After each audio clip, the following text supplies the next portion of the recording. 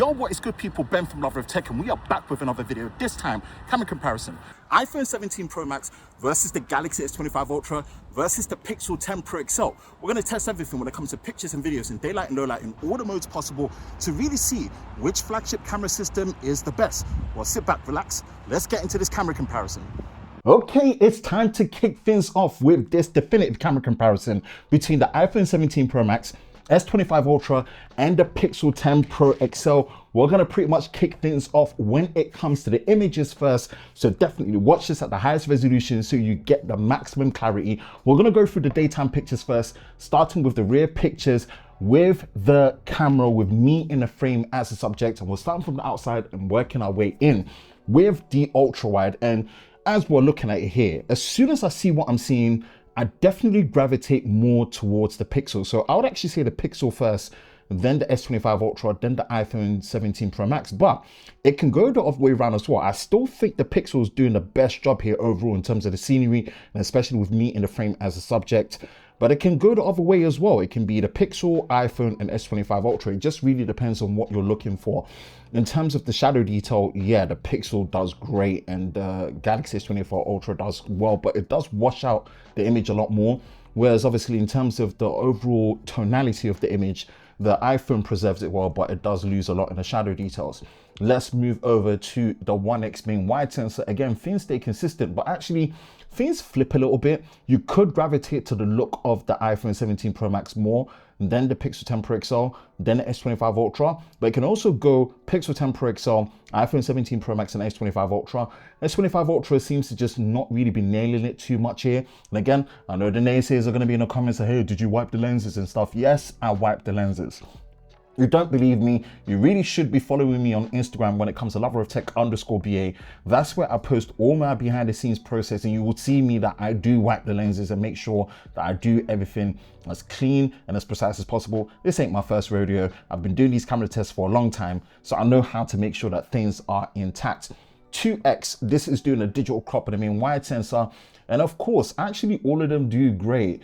Here, I really like what I'm seeing on the iPhone 17 Pro Max, then followed by the Pixel 10 Pro XL and the S25 Ultra. Again, it really can flip the other way around. Some people might gravitate more to the saturated look of the Pixel 10 Pro XL first, then the more neutral, balanced look of the iPhone 17 Pro Max.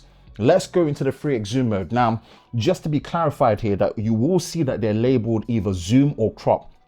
Zoom means that it's actually using the dedicated telephoto lens that is available. In this case, is the 10 megapixel 3x telephoto on the S25 Ultra. Out of all these camera systems, it's the one that has a mid-range zoom.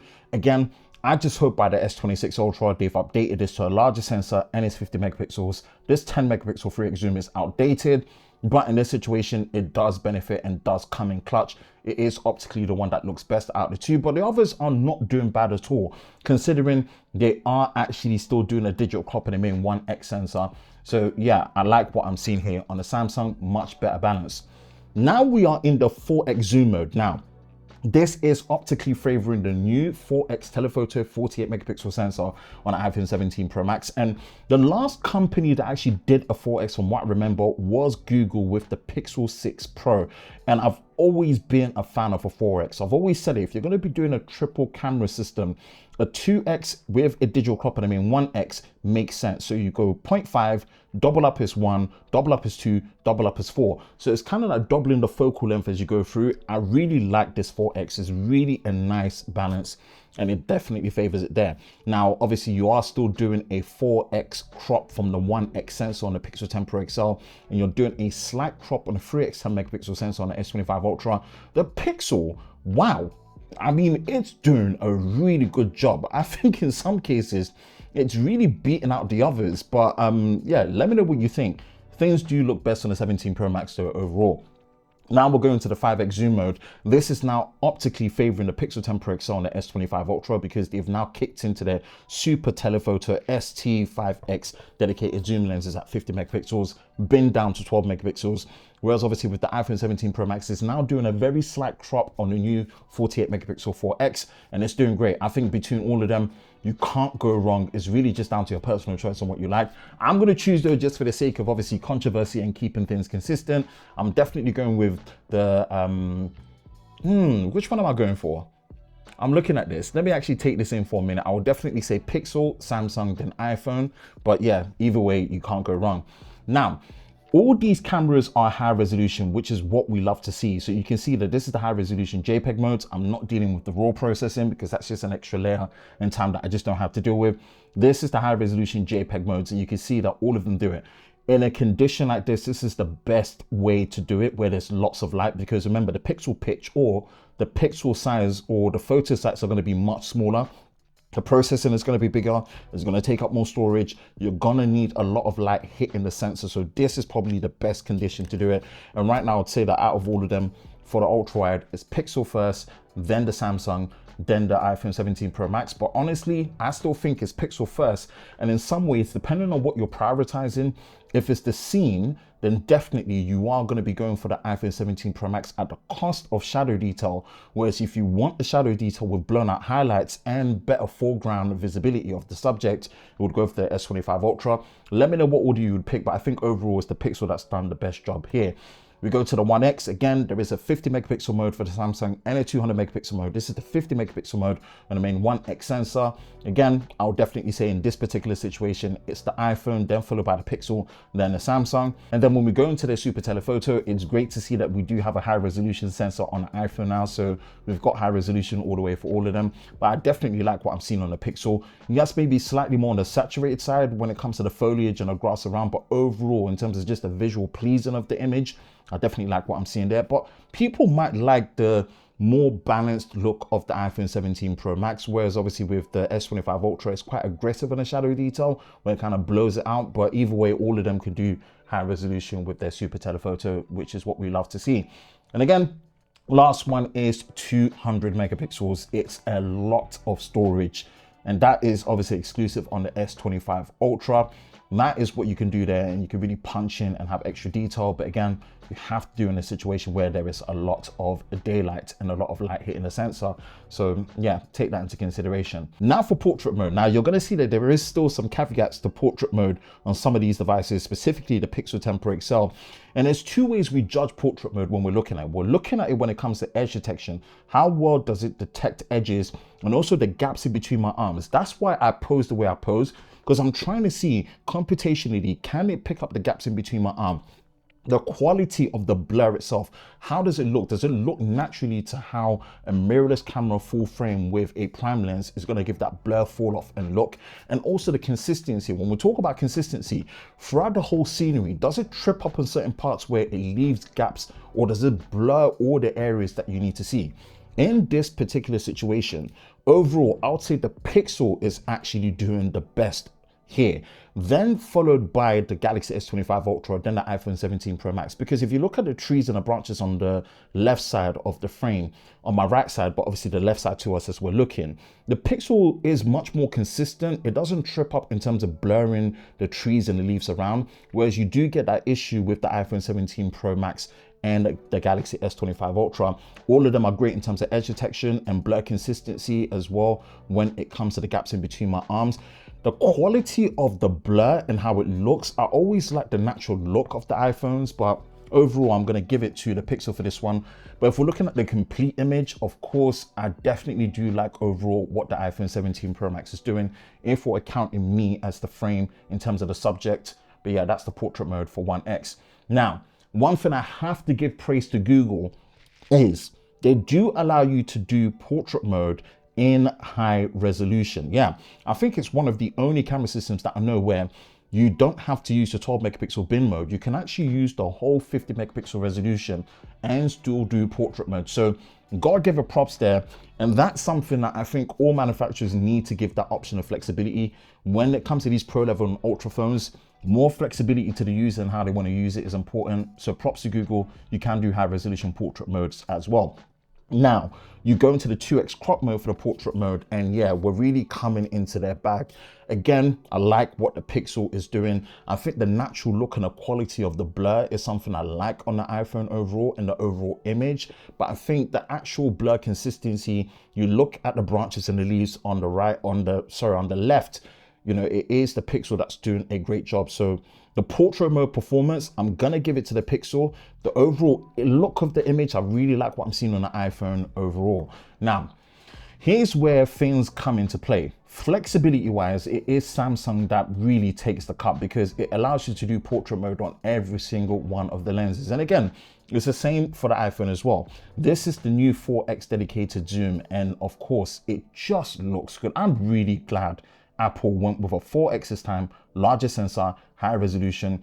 4x is just a nicer medium when it comes to whereas 5x can feel a bit far. Again, I can't wait for Samsung to update this 3x to a larger 50 megapixel sensor. It's going to be great to have it there. It looks decent here. I would say the iPhone really looks good. And then of course you've got 3x crop mode on the Pixel 10 Pro XL. So that option is there as well. Now, what option is not there on the Pixel still in this generation?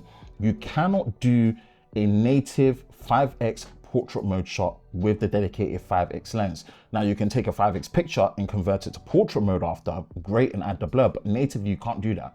This is something you can do on the Samsung and the iPhone 17 Pro Max, and my goodness, the Samsung's portrait mode at 5x with the right condition like this just looks dreamy. Now, I would say the overall image still looks best on the iPhone 17 Pro Max, but in terms of the portrait mode performance and the look of it at the 5x, yeah, Samsung, man, really, really nailed it. Google, you've got to give us the option to just use all these native lenses that you've got from the 1x and the 5x to do portrait mode natively. We can add it after, yes, but allow us to do it natively like what the competition does. Let's flip things to the front and look at some front-facing camera images with the selfies. And boy, what an upgrade we've had this year to the front-facing camera system on the iPhone. Now, of course, it's not all glamorous. I will show why that is, but overall, this is such a game-changer approach using a square 1x1 sensor to be able to give you that kind of flexibility. We're going to demonstrate it already. The field of view is just much wider on the iPhone now. We've wanted this, and that's what you want from a selfie. This looks good, and it's pretty much on the same wide angle field of view as what you get on the Pixel. Now, I would say overall for this image, the Pixel is definitely doing the best, then followed by the iPhone, then the S25 Ultra. Some may favor the iPhone, but I definitely think for my skin tone and the overall scene, yes, it is a little bit saturated for the overall scene, but for my skin tone, yeah, the Pixel is definitely doing a good job. Then the iPhone 17 Pro Max and the S25 Ultra. Then we go into portrait mode. This is where I still don't understand why iPhones do this. When you do the native portrait mode for the selfie, it crops in heavy.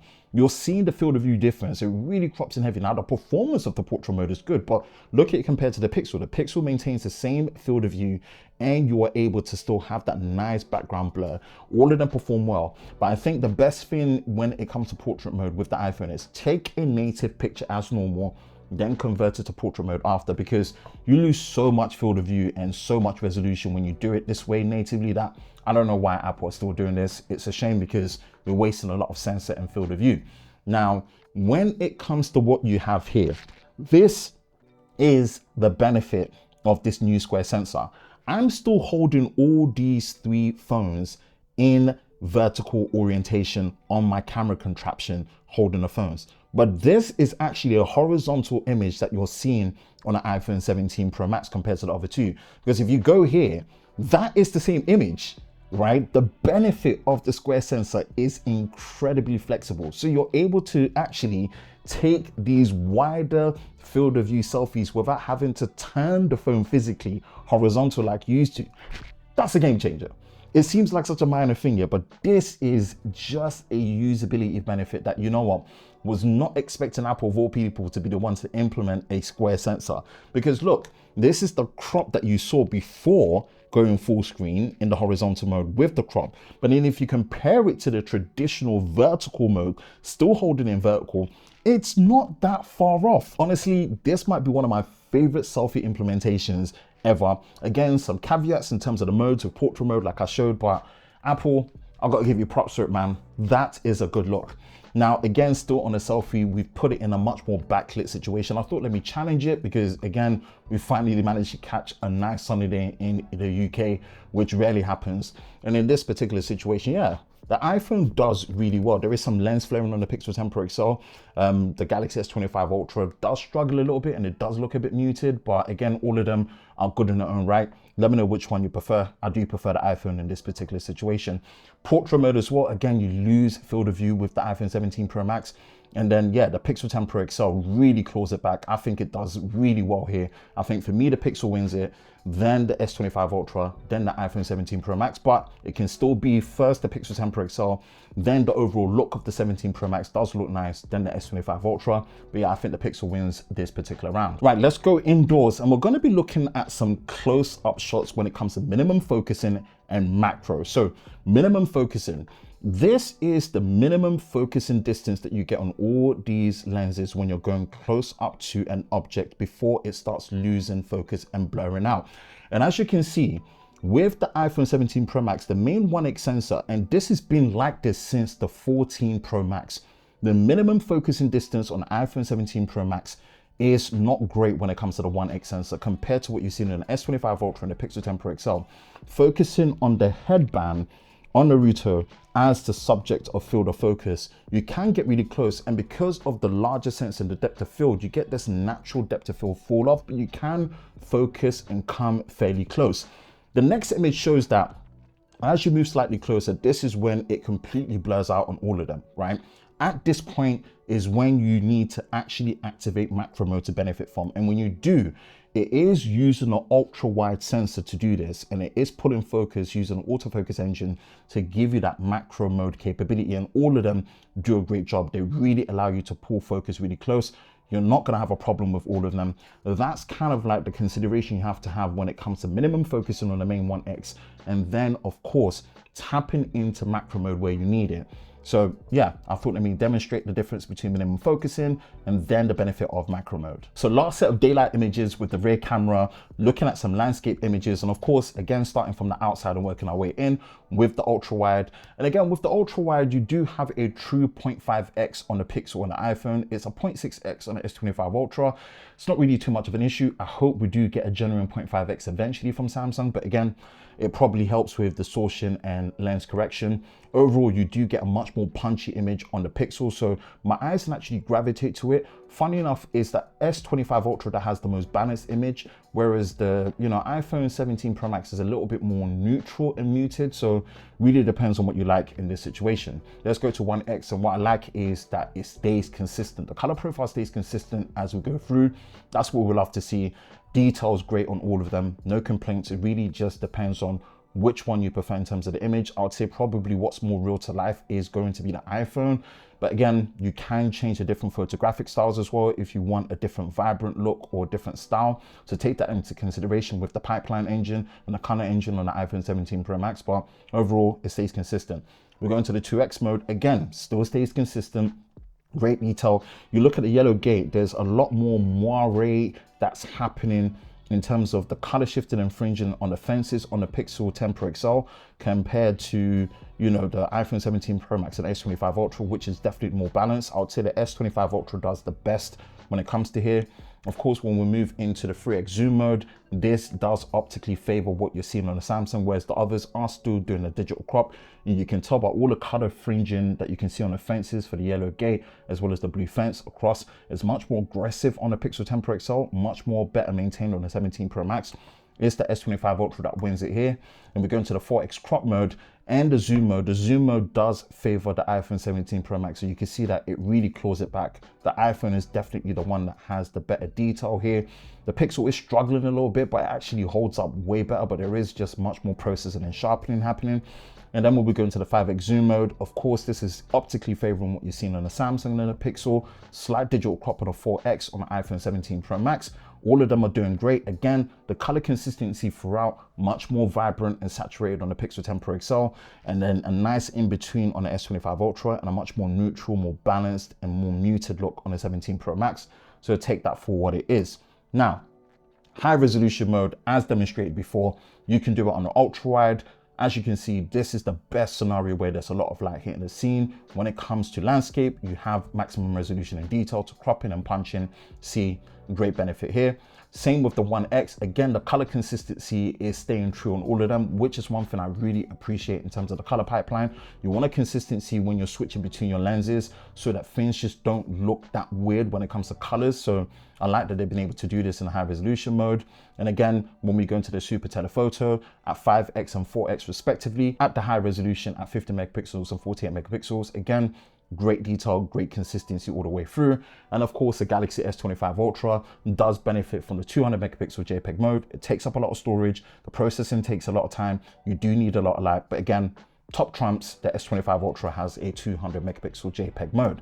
Now, when we come into this situation, we are now looking at the extended zoom. Now we're just gonna blast through this quickly because this is the ultra wide. Then we go to the 1X mode and we can see that things are still very consistent when it comes to the colors and detail as we're going through. We'll go into the 2X crop mode. Again, same as what we did before. We're really trying to extend far to the side to see what comes into place and look well. We're at the 3X level now, which is optically favoring what we have on a Samsung, still a digital crop on the iPhone 17 Pro Max and the Pixel 10 Pro XL. Now into the 4X crop and the 4X zoom respectively, optically favoring the iPhone 17 Pro Max. Now we're into the 5X zoom mode, and of course that's optically favoring the Pixel and the S25 Ultra, slight digital crop and a 4X on the iPhone 17 Pro Max, great compromise there. Now we're going into the further extended zoom mode, 10X on the S25 Ultra now, to see what kind of clarity do we see on the text on these signs. And you can see it's very difficult at this point. 8X, which is obviously a crop further on the 4X, 2X wise from what you're seeing in terms of the distance, and then matching it to the 8X on the Pixel 10 Pro XL. Now we're doing 10X to match what we're seeing on the S25 Ultra. Again, still a struggle to see the signs. Pixel do have their ProRes zoom feature, and it starts kicking in at this point when we're at the 30X point for the Pixel, and obviously for the Galaxy S25 Ultra, and then 25X. Now, the new benefit of the iPhone is it can go all the way up to 40X. We go up to 40X, that's the maximum for the iPhone. We've got 50X, and then we've got 100X on the S25 Ultra. So this is an interesting one because you can see that the text can't really be made out. You go further to the maximum 100X on the Pixel 10 Pro XL, and this is the ProRes zoom. I mean, it can't really make out the text, it's kind of filled things up. And Google were adamant that they were doing this in terms of upscaling, using AI for landscape images, statues and things like that, but not on humans, and to some extent clearly not on text messages. Listen, it's there. How you want to use it is how you want to use it, but this is the maximum extended zoom modes on these cameras. Let's turn the lights off and look at some low light images between the iPhone 17 Pro Max, Pixel 10 Pro XL and the Galaxy S25 Ultra. Now, avid watchers of our definitive camera comparison know that we go through 3 different applicable stages when it comes to taking low light images, when it comes to doing these camera comparisons. But if you're actually new to the channel and you appreciate this much more detailed, methodical approach to testing cameras definitively, then be sure to like, subscribe, and most importantly, turn on notifications so you don't miss any future videos on the Lover of Tech channel, especially when it comes to our definitive camera comparison.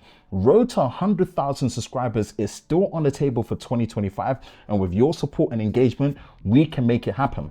Now, those 3 stages where applicable is that we take pictures in low light without night mode active, then night mode active, and then flash where applicable. It is a tedious process, but we try and do this because we want to cater into the shooting experience when it comes to capture speed and image quality. Night mode is great, but it is a long exposure take when it comes to using computational, and if there's any form of shake or light bleed introduced, night mode doesn't always work well. So sometimes taking pictures without night mode works best and looks best and gives you the fastest capturing experience with less artifacting and issues.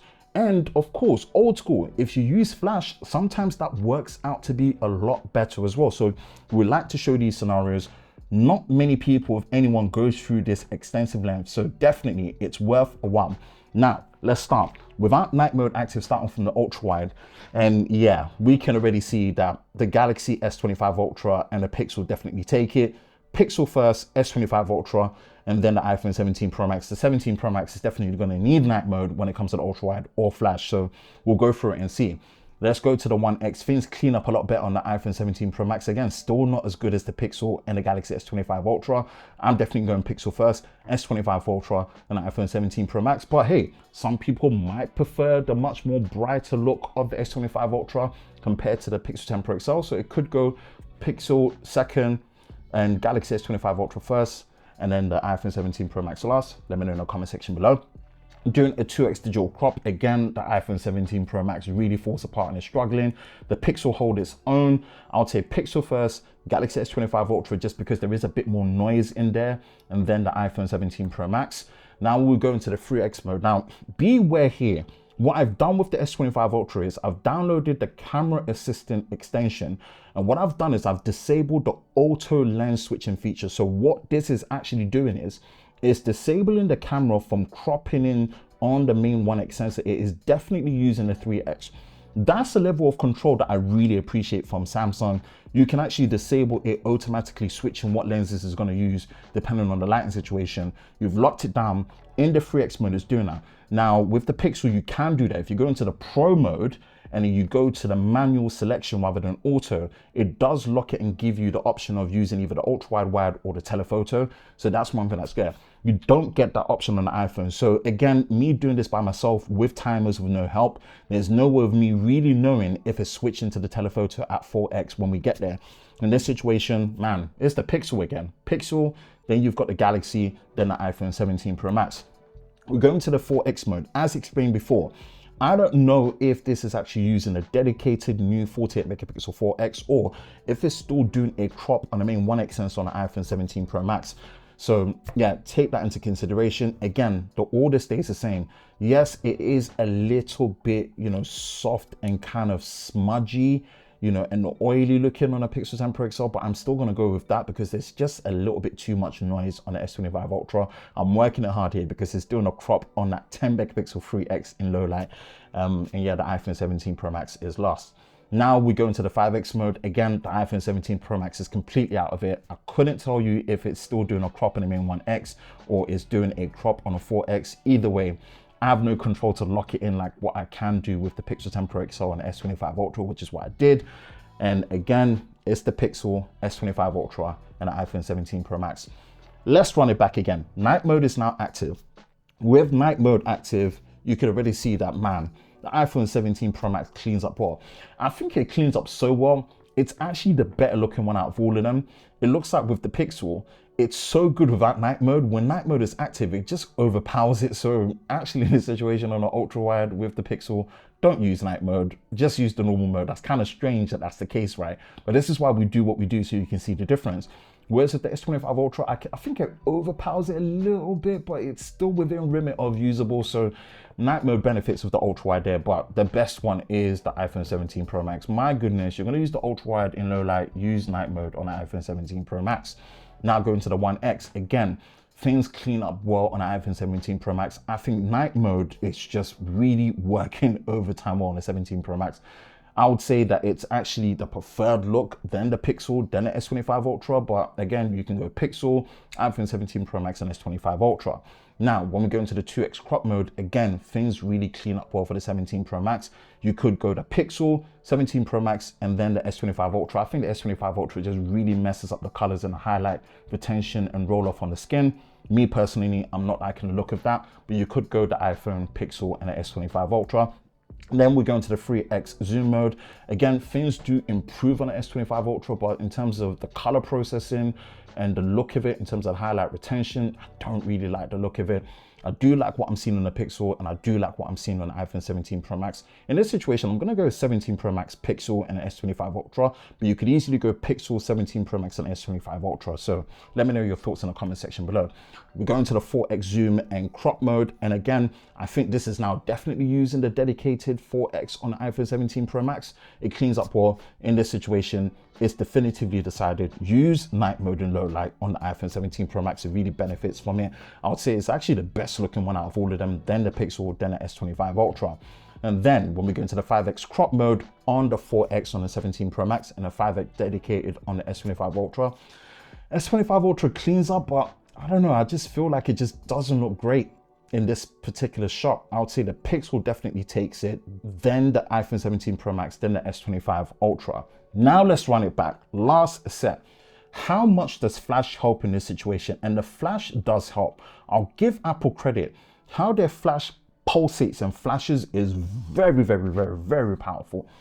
It's just that there's still a lot of noise and grain in the image. If you see it, it doesn't really clean up that well, but it does illuminate the scene really good. So in this particular situation, I would say it's the S25 Ultra, then the Pixel 10 Pro XL, then the iPhone 17 Pro Max. But I know a lot of people can look at this as a snapshot and say, actually, it's the S25 Ultra, 17 Pro Max, and the Pixel 10 Pro XL, because the Pixel 10 Pro XL was really overpowered, but it has less noise. So what do you prioritize? Would you give up having a bit more noise for better illumination, or less noise, slightly more power?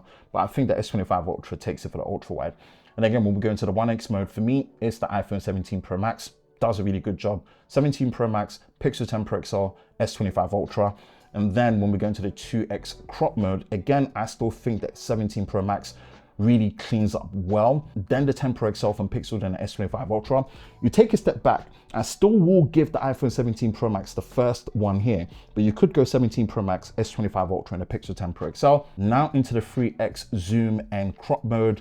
Again, in this particular situation, I'm definitely going to go with the Pixel 10 Pro XL, then the S25 Ultra, then the 17 Pro Max. Again, in terms of illuminating the scene, the 17 Pro Max does well, but the overall image just still falls apart. Pixel 10 Pro XL and the S25 Ultra for me. And we'll go into the 4X. There's a bit of red eyeing on the 17 Pro Max.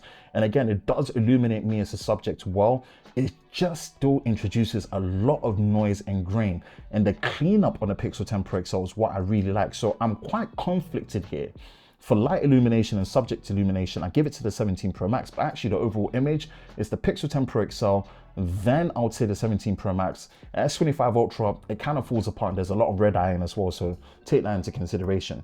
Now, when we go into the 5x zoom mode, again, I would say it's the Pixel 10 Pro XL, then the 17 Pro Max, then the S25 Ultra.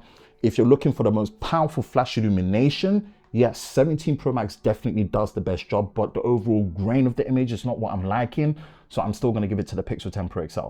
Standard pictures out the way, let's run some portrait mode. Oh, this one is going to be a very interesting and tough one, because what camera system allows you to do all these things in all these modes in terms of portrait mode without night mode, with night mode, and with flash? Well, not bearing the lead, but Samsung really does a good job here, and there's some concerns I have with the 17 Pro Max this time around. But first round, let's go through it. 1x on all of them, I think all of them do a great job. The one that stands out to me the most overall in terms of the blur intensity and the look is definitely the S25 Ultra. It doesn't miss the gaps in between my arms. The iPhone struggles a little bit with the left side with the gaps in between my arms and around, so it does duck a point here. But the overall look of the image, I do like what I'm seeing in the Pixel, the colors of my skin and everything. But I would say the look of the blur, I definitely give it to the S25 Ultra. So I will judge in portrait mode. Let's go S25 Ultra, Pixel 10 Pro XL, and the 17 Pro Max. But the overall look of the image is actually the Pixel first, S25 Ultra, and the 17 Pro Max. Going into the 2x crop mode, yeah, this is another tough one. Again, I've got a duck points. The iPhone 17 Pro Max, when it comes to the gaps in between my arms, it misses it. It still does look decent. Again, I think the overall look of the image, I've got to give it to the Pixel 10 Pro XL, but the look of the blur, man, I like the S25 Ultra. So for the look of the blur, S25 Ultra first. The overall look of the image is the Pixel 10 Pro XL. Third place does go to the 17 Pro Max. And we go into the 3x zoom mode for the portrait. Again, it's still 2x on the 17 Pro Max, so just judge it based on that. We're looking really at the Pixel 10 Pro XL and what we have on the S25 Ultra, and it's the Pixel 10 Pro XL. The S25 Ultra just couldn't nail it. Tried it many times and it couldn't, so we've got to give this one an outright win to the Pixel 10 Pro XL, considering this is a 3x crop of the main 1x as well. Now we go into the 5x and a 4x respectively. Again, the Pixel 10 Pro XL can't natively take a 5x portrait, so it loses this round.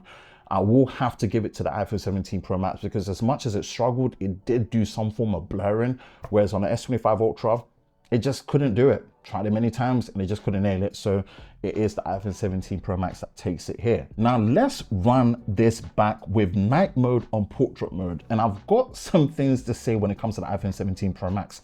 It no longer allows you to do any form of night mode and portrait mode together. Initially, I thought this was an iOS 26 update that removed this, but when I compared it to my 16 Pro Max that had it, the 16 Pro Max, like all other iPhones that I've tested before in recent years, still allows you to do portrait mode and night mode together on the 1X. The only thing you couldn't do is portrait mode and night mode together at the 2X or the 5X or whatever the dedicated zoom lens or telephoto lens was at the time. In this situation, it doesn't. You know, Apple have removed any form of night mode capability with portrait mode altogether. And that's a shame. What we really wanted to see was progression where you could do it on the 1X, 2X, and the 4X, or the 1X, 2X, and the 5X, but it's completely not there. So technically, the previous generation iPhone 16 Pro Max does night mode and portrait mode better than the 17 Pro Max, even though it was just limited to the 1X. That's a shame. That's not a good look. So in this particular situation for this round, the iPhone is completely out of it. Why? Because you can do night mode on all the portrait mode focal lengths on the Pixel and the S25 Ultra. So really, this round is Pixel versus the S25 Ultra. Let's look at it and see which one wins it. And boy, oh boy, I think I like what I'm seeing overall when it comes to the image on the Pixel, but the blur look and intensity on the Samsung is good. We're gonna be judging the overall image. It's gonna be the Pixel for me, but actually the look of the blur and the intensity, the consistency, nailing the gaps in between my arms, around my head and everything. Yeah, the S25 Ultra. It's a tie, but let me know which one you would put first. Next is the 2X crop mode. Again, we are still looking at the Pixel and the Samsung here. And again, the overall look of the Pixel is so nice. I really like it, man. I've got to give it to the Pixel. It really does look good, but I like the look of the blur and intensity on the S25 Ultra. So I'll get you props for that, but overall image on the Pixel is looking great.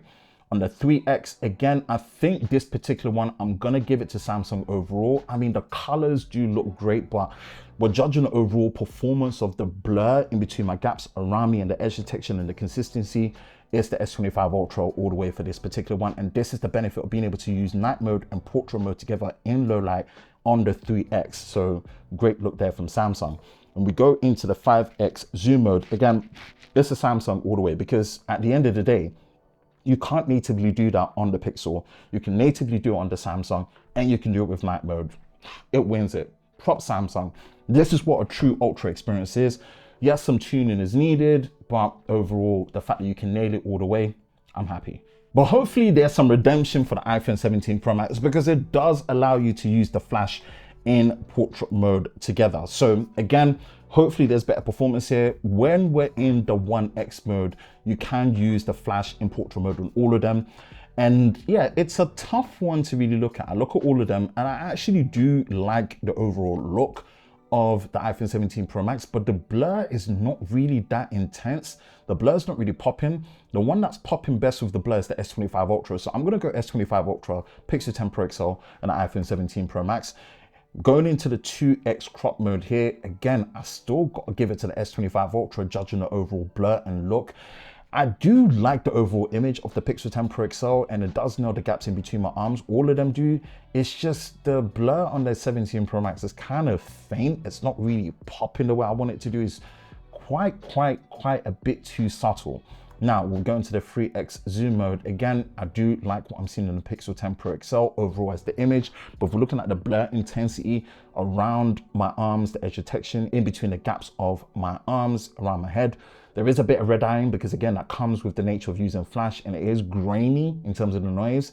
So yeah, there's that to consider. But if I'm judging the portrait mode performance, it's S25 Ultra, Pixel 10 Pro XL, and then obviously the iPhone 17 Pro Max, which is still in the 2X crop mode. But overall look of the image, it is definitely the Pixel 10 Pro XL. Now, going into the super extended zoom mode, again, you get that benefit with the Samsung at 5X and the 4X on the iPhone 17 Pro Max. And yeah, Samsung does really well, so does the iPhone. The overall look of the image is still best before the S25 Ultra, but again, flash does redeem it a bit. But yeah, Apple, give us night mode in portrait mode together. Don't take features away, add to it. It really will help with the performance, because your overall night mode on normal pictures works really well. It's gonna work even better in portrait mode. Activate it, please. Let's flip it to the front. Some low light selfie images on iPhone 17 Pro Max, Pixel 10 Pro XL, and the S25 Ultra. We can already see in this particular situation right now, as we're looking at it, it's the Pixel 10 Pro XL. Field of view, colors, night exposure, and obviously noise performance, it's just the Pixel 10 Pro XL, then followed by the S25 Ultra, even though it does get hit when it comes to the field of view. Again, Samsung, I really hope you do implement a square sensor, a wider field of view overall. We need it for selfie. It's important. This needs a major upgrade at this point. So yeah, I'll definitely go in that particular order. Night mode can be activated in a normal selfie on all of them. Again, the Galaxy S25 Ultra, there is a lot of flaring, and what I've noticed is just like whether using the liquid glass cleaner, a proper lens cloth to really clean it or not, the Gorilla Glass Armor front screen does smudge a lot easier over time, and it's really hard to clear it up. So I don't know if that's something that plays into it or not. It gives it like these kind of anamorphic streaks in a sense, but I don't really like it, and it's just a struggle to deal with. So that's just a weird thing I wanted to just put out there and put into consideration. But yeah, for me, it's the Pixel, then the 17 Pro Max, then the S25 Ultra. Of course, you can use the front screen flash for illumination as well. Again, to me, it's the Pixel, then the S25 Ultra, then the 17 Pro Max. But of course, if we're giving field of view a consideration, the 17 Pro Max can probably come second. But yeah, it's the Pixel first all the way. Let's look at portrait mode. So portrait mode on a selfie camera, again, the iPhone suffers where the native portrait mode crops in. So again, I recommend take a normal selfie picture, convert it to portrait if it gives you the option. The native portrait mode, yeah, it's just not the one. I don't really like what Apple are doing there with the crop and the field of view. So definitely I'm gonna give it to the Pixel 10 Pro XL, then the S25 Ultra, then the iPhone 17 Pro Max. Another thing that the iPhone takes a hit is it does not allow you to do, again, portrait mode and night mode together for the selfie. You can do that on the Pixel 10 Pro XL on the Samsung. Again, I'm giving it to the Pixel 10 Pro XL, then the S25 Ultra, then the 17 Pro Max. And of course, you can use the front screen flash to illuminate and do portrait mode. Again, it's a landslide win for the Pixel 10 Pro XL. Google, you've nailed it with this one for the low light experience, for portrait mode, for selfies, and the normal pictures. It's the Pixel, then the S25 Ultra, then the 17 Pro Max. Now, last set of low light images with the rear camera looking at the landscape. Of course, this is just going to be two modes that are applicable when it comes to not using night mode and then having night mode. And again, the principal fact is the same. Night mode not being active on the iPhone really does hurt it, because without night mode, it just does not look good when it comes to the focal length, especially when it comes to the ultra wide. The Pixel is so good, it just doesn't need it. Like, Google really nailed it. So definitely Pixel first, S25 Ultra and iPhone 17 Pro Max. We go to the 1x zoom mode. This is where things really clean up and hold up well. Lens flaring is still a little bit intense on the S25 Ultra, but the magenta color shifting is really dialed in well, which is one thing I really like. I do like what I'm seeing on the 17 Pro Max. I'm going 17 Pro Max, then the Pixel 10 Pro XL, then the S25 Ultra. Some might prefer the more saturated look of the Pixel 10 Pro XL. Let me know in the comment section below. I might make it go first, but 17 Pro Max for me in this particular one.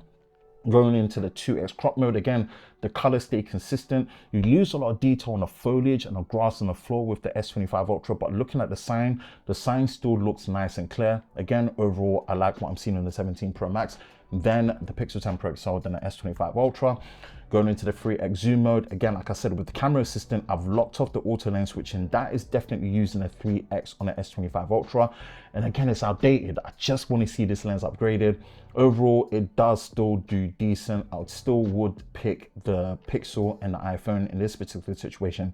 I like the look of the iPhone, Pixel 10 Pro XL, and the S25 Ultra.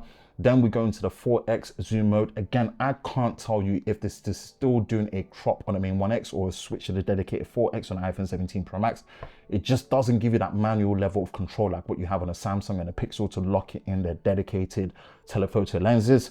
So in this situation, yeah, I like what I'm seeing on all of them. They're all performing great. There's much more noise and grain on the S25 Ultra, and it makes sense. It's doing a crop on a 10 megapixel 3x. So yeah, I'm gonna go with the Pixel 10 Pro XL, 17 Pro Max and S25 Ultra. Then going into the dedicated 5x zoom mode for the Pixel 10 Pro XL and the Galaxy S25 Ultra, a slight crop on a 4x if it is actually doing that and not on a 1x on the iPhone 17 Pro Max. And yeah, I like what I'm seeing on the Pixel 10 Pro XL, then the S25 Ultra, then the iPhone 17 Pro Max. Run it back for the last time, night mode active on all of them. And like I said, night mode is such a difference maker on the 17 Pro Max. It works so well. Use it in low light. it really benefits. The one you can kind of get away with not using in low light when it comes to night mode is the Pixel 10 Pro XL, unless it's really pitch black and you do astrophotography or long exposure. Yeah, I would say that this is what we're looking at, and it ends up actually looking the best with the 17 Pro Max, then the Pixel 10 Pro XL and S25 Ultra. So going into the 1X, again, same consistency, all of them clean up well, same kind of color performance all the way through. Can't go wrong with either. I really do like what I'm seeing on the S25 Ultra, then the 17 Pro Max and the 10 Pro XL. Going into the 2X mode, they all clean up. I would say there is a bit of over sharpening when it comes to the look and the processing of the 17 Pro Max, so it's probably overdoing it. So I do like what I'm seeing on the S25 Ultra, then the Pixel 10 Pro XL, then the 17 Pro Max. Going into the 3X mode, things really do improve on S25 Ultra. But again, it's actually the Pixel that looks the best in my opinion. So I like the look of the Pixel, then the S25 Ultra, then the 17 Pro Max. Then we'll go into the 4X zoom and crop mode. I think it overdoes it a little bit on the iPhone 17 Pro Max, but overall it does look good. I do like what I'm seeing on the iPhone as well. It's good, but yeah, I think the S25 Ultra definitely looks best. Then the Pixel 10 Pro XL, then the iPhone 17 Pro Max. Then in the 5X mode, it doesn't perform as well as I would like on the S25 Ultra, so I can't really give it to it. I do have to give it to what I'm seeing on the Pixel 10 Pro XL and the 17 Pro Max, but I kind of like the more warmer look of the 17 Pro Max in my opinion. So let me know your thoughts in the comment section below. That's all the pictures done for daylight and low light. Now that we've analyzed everything when it comes to the pictures for daylight and low light, it's now time for the video section of this definitive camera comparison. Now the best way to watch this section of the camera comparison is on the largest display possible at the highest resolution at 4K 60 FPS with headphones on, so you can hear the audio switching and the audio quality between these three devices. There will be chapters linked in the description below, but of course, sit back, relax, because this will be a detailed one. We are now recording in the 4K UHD 60 frames per second video recorder mode on a selfie front-facing camera on the iPhone 17 Pro Max, S25 Ultra, and the Pixel 10 Pro XL. We're just seeing how the image quality is like, sharpness, detail, colors, dynamic range, and of course, video stabilization. Let's do a quick run.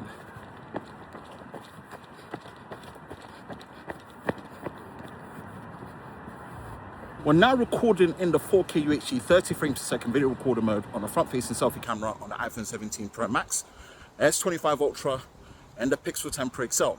Again, just seeing how the image quality is like, sharpness, detail, colors, dynamic range, and of course, video stabilization. Let's do a quick run.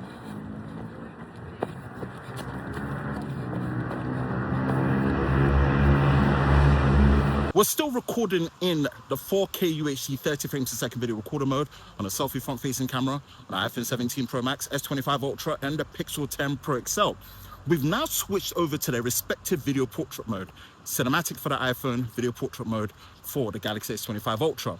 What we don't have is the ability to do the video portrait mode on the Pixel 10 Pro XL on a front-facing camera. It's only on the rear camera, and it's limited to just 1080p 24 FPS. So yeah, this is a massive advantage on the iPhone as well as the S25 Ultra. S25 Ultra does give you the ability to pause the video and continue. You can't take pictures. And with the iPhone, you do have the ability to change the blur intensity and also the blur positioning. After recording, it does store all the metadata. You can't do that on the Samsung. And with the Samsung, you used to be able to change the settings and the blur effects while you're recording in real time, but you can't do that no more. So unfortunately, I hope Samsung does figure out how to allow you to change all the settings after the recording. And then with Google, they are still way behind when it comes to video portrait mode. Now check this out. We are still recording in 4K UHD 30 frames per second video recording on a selfie camera. And that's on the iPhone 17 Pro Max, the S25 Ultra, and the Pixel 10 Pro XL. But we're actually shooting in horizontal video on the iPhone 17 Pro Max. But the orientation physically of the phone is in vertical, which is crazy. Why? It's all thanks to the new 1:1 aspect ratio square 18 megapixel center stage selfie camera. This is a game changer. This probably will end up being one of my favorite front-facing cameras. And this is just, it's just clutch. It makes so much sense. You're able to shoot horizontal video while still holding it in vertical. So that is just impressive. That kind of flexibility and ease of use, yeah, that's what we're talking about. Good stuff, Apple. We are now recording in a 4K UHD 30 frames per second video recorder mode on the rear cameras on the iPhone 17 Pro Max, S25 Ultra, and the Pixel 10 Pro XL. Again, just seeing how the image quality is like. Sharpness, detail, colors, dynamic range, and of course, video stabilization. Let's do a quick run.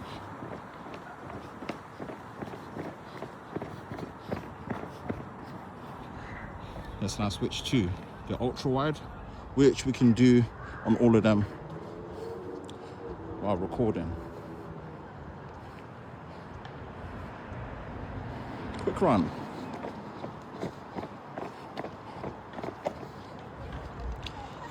Let's go to 2x. 2x. 2x. Go slow walk.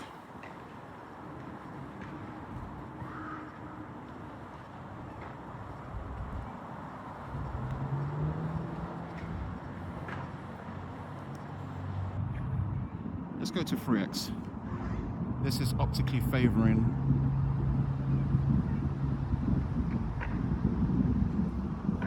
the S25 Ultra, whereas the others are still doing a digital crop on the main 1x wide sensor. Let's shift this a little bit.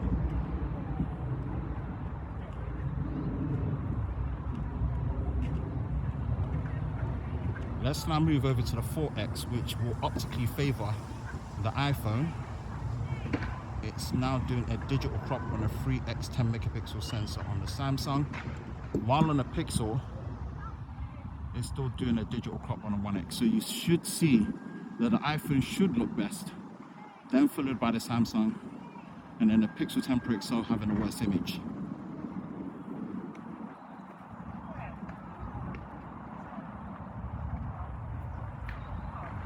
Let's now move to 5x, which now optically favors the Samsung.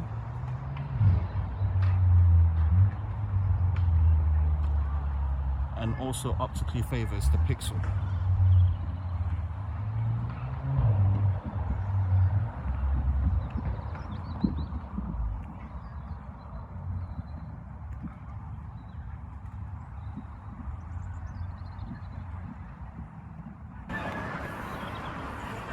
And let's come back to 1x, come back to 1x, come back to 1x.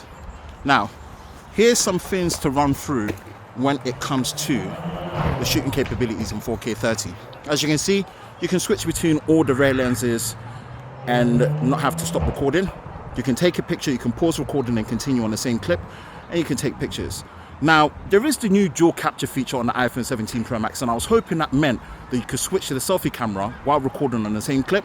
That's still only reserved for the Galaxy S25 Ultra. As you can see, Samsung still is the only manufacturer, one of the only few manufacturers, that while you're recording in 4K 30, you can switch between all the lenses on the back and also to the selfie without having to stop recording, still take pictures, pause, and continue on the same clip, and flip straight back.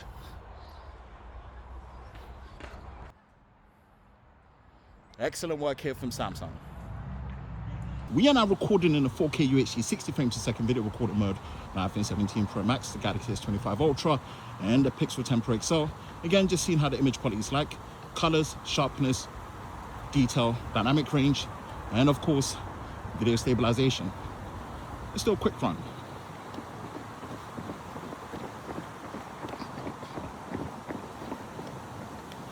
Again, we can switch to the ultra wide while recording in 4K 60. Rather than to stop recording.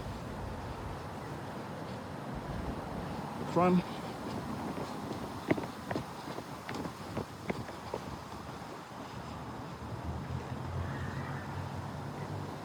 Two X. Doing a slow walk.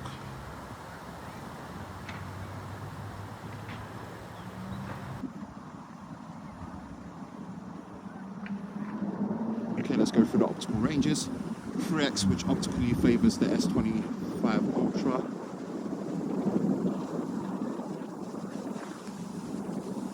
And a 3x on the iPhone, and the Pixel is a digital crop and the main 1x sensor.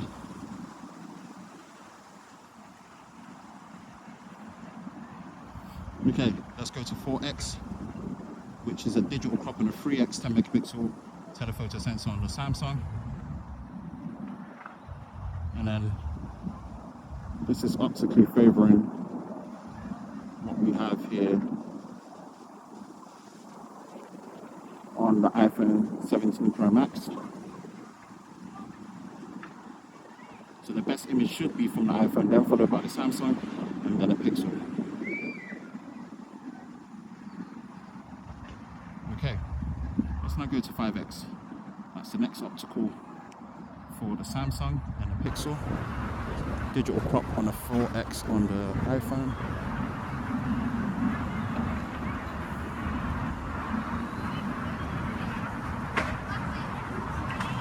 You just see that the image stabilization and the image quality start with a slow walk.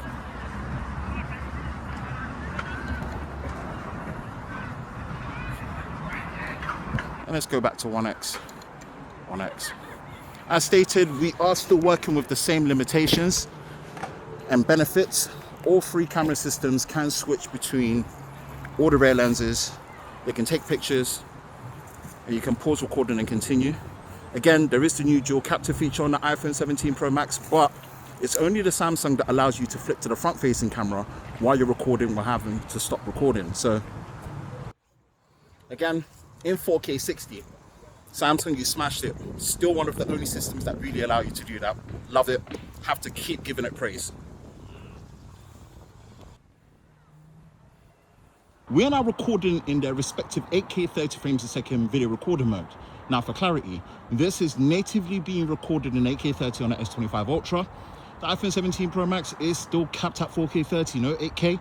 Not the end of the world, but we would love to see 8K showcased now that there's enough resolution across all the lenses for the iPhone, maybe the 18 model next year. Now the Pixel does do it, but this is using a video boost feature. And what that basically means is the original file is 1080p. You have to upload it to the cloud via Wi-Fi or mobile data. It takes a while. So yeah, video boost has been quite inconsistent for me lately. Hopefully this one comes out all right. This is on a 1x sensor. Let's do a quick run.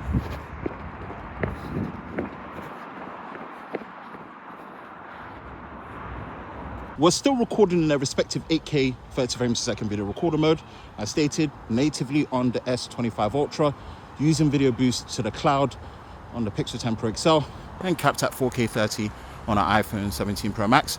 We've switched to their ultra wide, which is 0.6 on the S25 Ultra, 0.5 on the iPhone, 0.5 on the Pixel. Let's see how they look.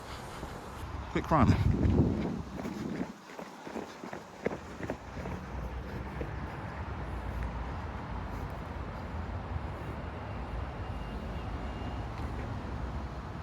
Still recording in 8K 30 frames a second video recorder mode. We're now on their 5x telephoto, 4x respectively, and just seeing how the image quality will look like. Again, using video boost on the Pixel, natively on the S25 Ultra, capped at 4K 30 on the 4x on the iPhone 17 Pro Max.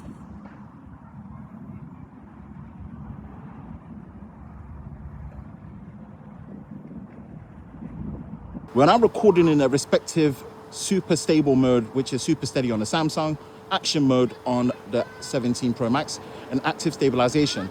Now, of course, the iPhone does do this at 2.8K resolution at 60 FPS. The S25 Ultra does this at QHD, which is 2.5K at 1440p at 60 FPS as well. And of course, the iPhone versus the Pixel. The Pixel itself is still limited to 1080p.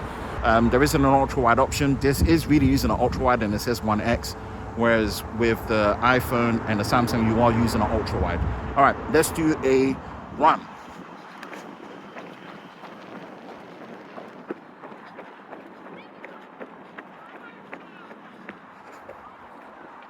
Same again, but this time with the 1x sensor on the iPhone and the Galaxy S25 Ultra. So let's do a run.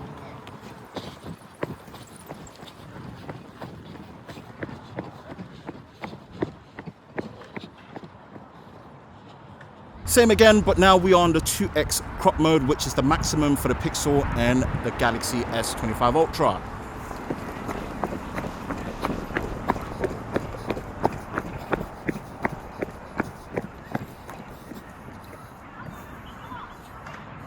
Same again, but now we're using a 4x optical telephoto on the iPhone 17 Pro Max. Great flexibility here from Apple. Good stuff.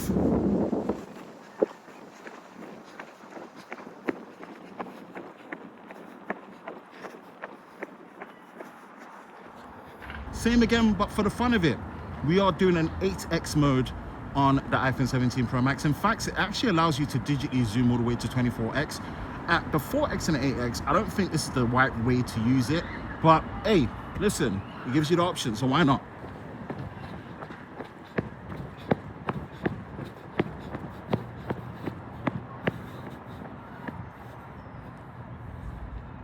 We are now recording in their respective 4K UHD 30 frames per second video recorder mode on the rear camera, starting with the 1X with me in the frame as the subject. Lucky to have caught a nice sunny day on a Sunday, so it really will help in terms of judging the colors, dynamic range, highlight, roll off, and detail. Let me just walk up. See if there's any exposure shifting.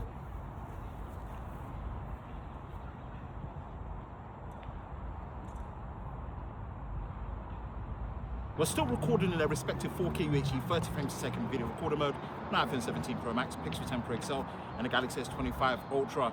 We're now in their ultra-wide shooting mode with the 0.6, 0.5, and 0.5 respectively. And yeah, let's just see how the image quality is like.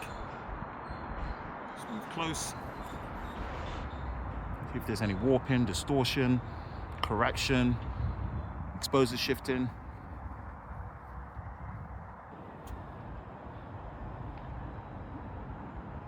We're still in their respective 4K UHD 30 frames per second video recorder mode on iPhone 17 Pro Max, Pixel 10 Pro XL, and the S25 Ultra. We're now in their 2x crop mode. This is doing a 2x digital crop on the main wide sensor. With me in the frame as the subject, just seeing how the image quality is like.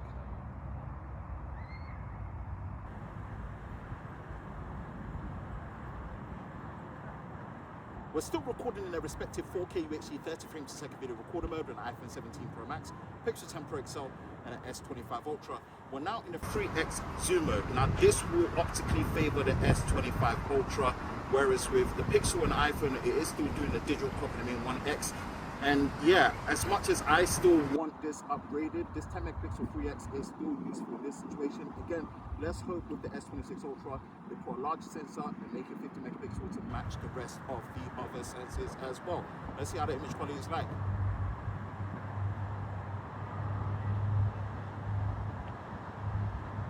We're still recording in their respective 4K UHD 30 frames per second video recorder mode on iPhone 17 Pro Max, the Pixel 10 Pro XL, and the Galaxy S25 Ultra. We're now in the 4x zoom mode. This will optically favor the iPhone 17 Pro Max thanks to that new 48 megapixel larger sensor 4x telephoto. And then optically should favor the Galaxy S25 Ultra next because it is doing a slight zoom digital crop on the 3x megapixel sensor. And then the worst image should be the Pixel 10 Pro XL because it is still continuing doing a digital crop from the 1x. So again, no mid-range zoom there and no 4x.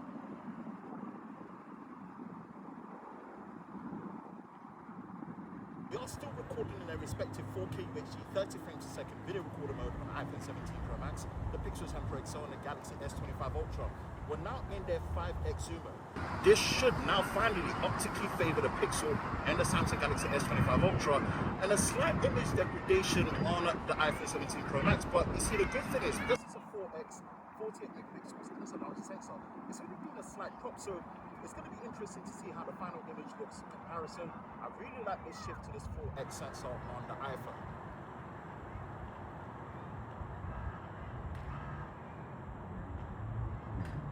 Okay, we're now recording in their respective 8K video recorder mode. This is natively being done on the S25 Ultra, using Video Boost on the Pixel 10 Pro XL, maxing out at 4K 30 on the iPhone 17 Pro Max. We're just going to do this on a 1X and just see how it is with me in the frame subject. The sun has disappeared for the moment. Time is running out. I need to actually test the S25 Edge and the iPhone Air camera as well. So yeah, let's just take it with this as what we've got. We've now switched over to their respective video portrait mode, cinematic on the iPhone, video portrait mode on the Galaxy, and blur mode on the Pixel 10 Pro XL. Finally, this works for the Pixel, but again, it is just limited to 1080p 24 FPS. Now the sun is back. Talk about timing. So in this particular situation, with the iPhone and the Galaxy S25 Ultra, they do allow you to do it at 4K 30. This is with the 1X.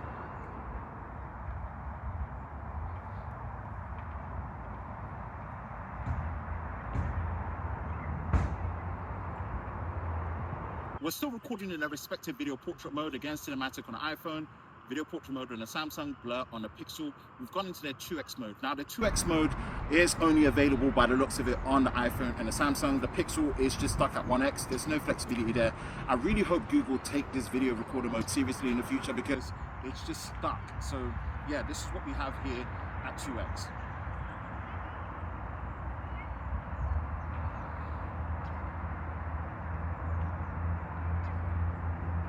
We're still recording in the respective video portrait mode, and this is cinematic on the iPhone, video portrait mode on the Samsung, the Pixel 10 Pro XL using the blur mode. Now again, 4K 30 on the iPhone and the Samsung. Now this 3X mode is still a digital crop. Now what I don't understand with the iPhone and the Samsung is you've got these optical sensors at 3X and 5X, now at 4X. Use them for the video portrait mode. Why are we still doing a 1X crop on the main wide sensor? I don't know why, but again, this is the image quality. It is a digital crop. It's not using any of the telephoto sensors. There's no option for it.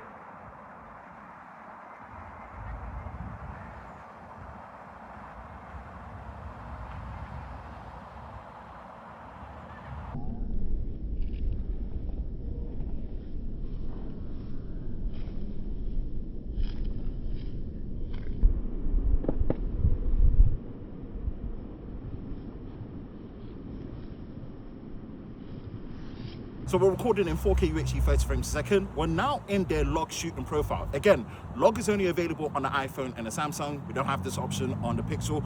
Now with Apple, if you want to shoot log, you do have to go into the ProRes mode and the camera settings. So that's something that you have to consider there in terms of storage. And then what you do have is just the normal log mode in HEVC, H.265 MP4 mode that we're used to on the Samsung. So there's great flexibility there.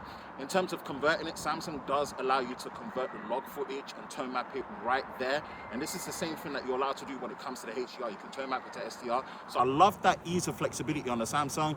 And this with the Apple iPhone 17 Pro Max, you kind of have to do that yourself in post-production, which is not a problem either. It's a pro feature. It's good to see it.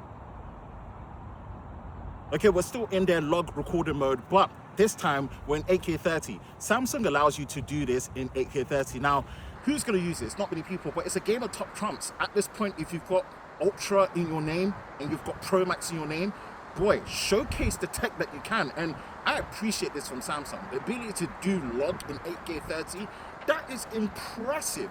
Again, let's see what Apple has to offer. Of course, you can do ProRes RAW. You have to do that externally to an SSD. That is still impressive. Like SSD recording on a smartphone, not many professional cameras actually do SSD recording, period. So this is still a good look to see. But yeah, this is what we get in terms of log recording on both of them. Okay, we're still now recording in their 4K UHD 30 frames per second video recorder mode. This is HDR, high dynamic range. Now, with the high dynamic range, I think the iPhone has two settings. This is the ProRes high dynamic range setting that we've got on there. We'll try and shoot a normal HDR footage with the H.265. This is HDR with the Pixel as well as the Galaxy S25 Ultra. This is perfect. The sun's out and there's just a lot going on. My skin tone being darker, the environment, the sun in terms of the highlights, as well as the details for the shadows, the colors overall. Let's see. And of course, Samsung just has a much easier process to tone map and convert to SDR in camera. And that is something I really, really love. In terms of just taking the guesswork out of the way, it really helps. Whereas the others, you pretty much do have to do it in post-production, which is not a problem either, but you've got to give praise to Samsung for the ease of use there.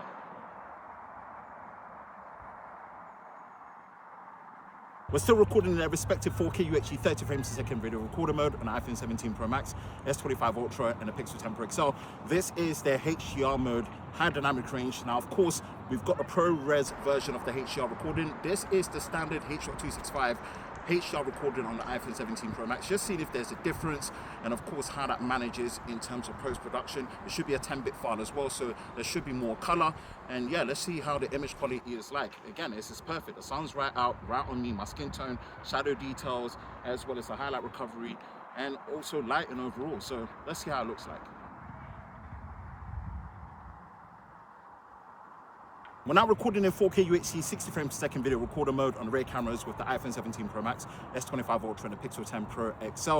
This is just quickly with me in a frame as the subject while the sun is out, just seeing if there's a difference in the 4K 60 mode. Again, right now, the Galaxy S25 Ultra is about to just kick out on me. It says 5% battery. I did charge all of them to 100% before starting this, but doing these definitive camera comparisons, very intensive. We're now recording in their respective 4K UHD 30 frames per second video recorder mode on the rear camera with the main 1x wide sensor on the iPhone 17 Pro Max, S25 Ultra and the Pixel 10 Pro XL. Again, with me in the frame as the subject, we're just seeing how the low light performance is between the three cameras.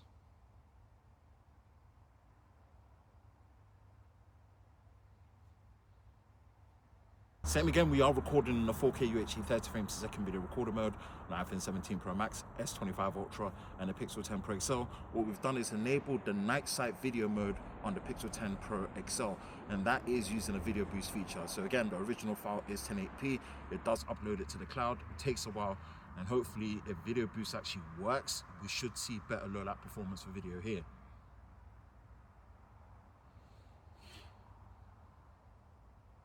We're now recording in their respective video portrait mode, cinematic mode on the iPhone 17 Pro Max, video portrait mode on the S25 Ultra, and blur mode on the Pixel 10 Pro XL. As established, the Pixel 10 Pro XL is limited to 1080p 24 FPS, whereas with the Samsung and the iPhone you can record up to 4K 30.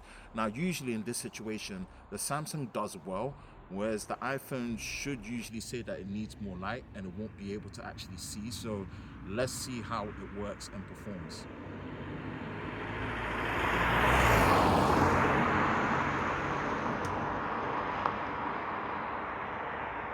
We're now recording in a 4K UHD 30 frames per second video recorder mode on the selfie camera for the iPhone 17 Pro Max, S25 Ultra and the Pixel 10 Pro XL.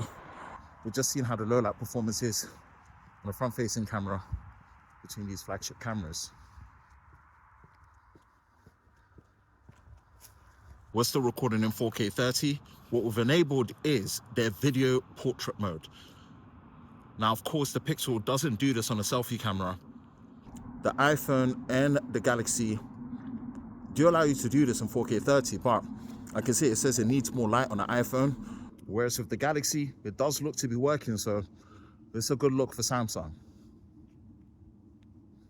We're now recording in a 4K UHD 30 frames per second video recorder mode on the rear cameras for the iPhone 17 Pro Max, S25 Ultra, Pixel 10 Pro XL. We're just seeing how the low light performance is with the rear camera.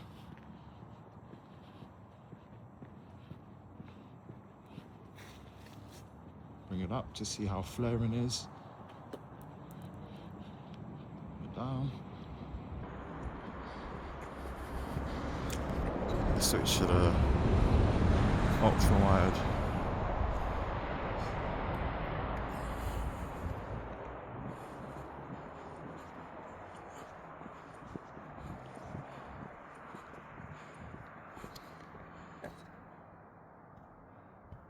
Two X.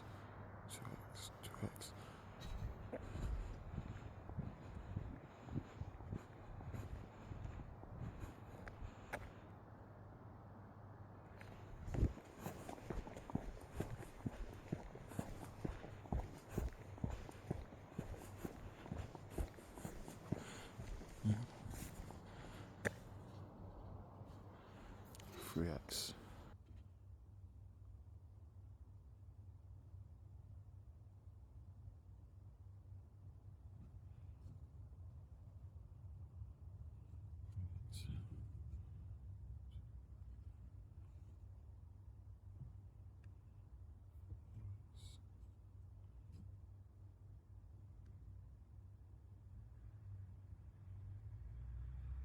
Four X.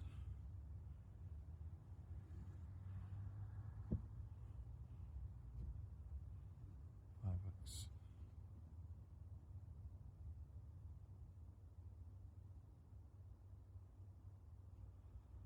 5X.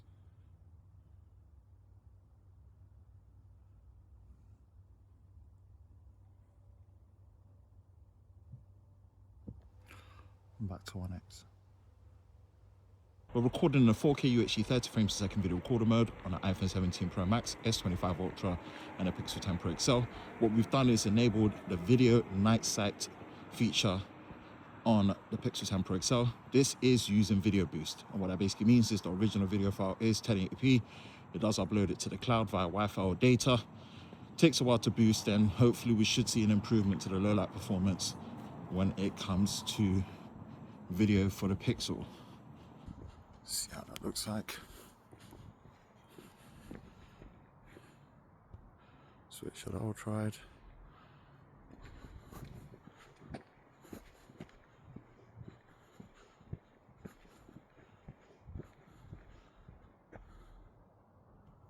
X.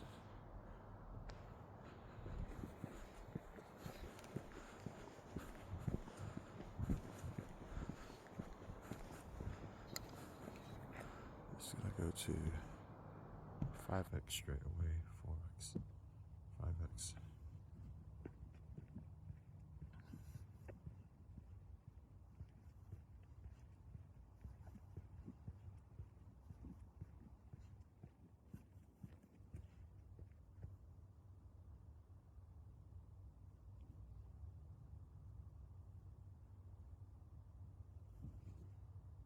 That's 1x. Now that is it with this definitive camera comparison between the iPhone 17 Pro Max, the Galaxy S25 Ultra, and the Pixel 10 Pro XL.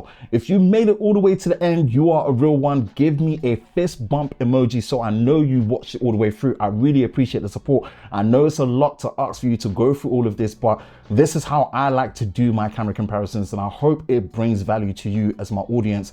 Let me know your thoughts in the comment section below. Were you surprised by the results that you've seen, or is this exactly what you were expecting? Let me know your thoughts in the comment section below. That is it for me, Ben from Lover of Tech. If you enjoy videos like this, you know exactly what to do. Hit the like button, hit that subscribe button, hit that notification bell so you're part of Team TLS, the Tech Lover Squad, so you don't miss any future videos on the channel. I hope you're all safe during this time. I will catch you in the next one. Peace.